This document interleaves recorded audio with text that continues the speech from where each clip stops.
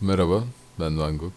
Şu ana kadar yaptığım en hızlı çalışma olabilir. Çalışmanın kaydı neredeyse 2 saat sürdü. Resimleri toplamakla beraber belki 3 saat olmuştur bilemiyorum. Yeni başlayanlar için şunu söylemek istiyorum. Küçük alanlarda çalışın. Mutlaka küçük bir alanda çalışın. Çünkü ben bu resmi yaparken fark ettim ki küçük alanlarda gerçekten hızlı ve güzel şeyler ortaya çıkarabiliyorsunuz. Ve işiniz gerçekten kolaylaşıyor. Mesela 6000'e 3000 bir resimde o resmin perspektifini ayarlamanız gerekiyor. O resmin her şeyin yerli yerinde durması gerekiyor ve her şeye ışık eklemeniz, gölge eklemeniz gerekiyor. Ama küçük bir alanda çalıştığınız zaman işiniz gerçekten çok kolaylaşıyor ve güzel bir şey ortaya çıkarabiliyorsunuz. Umarım izlerken keyif alırsınız ve resmimi beğenirsiniz. İyi seyirler.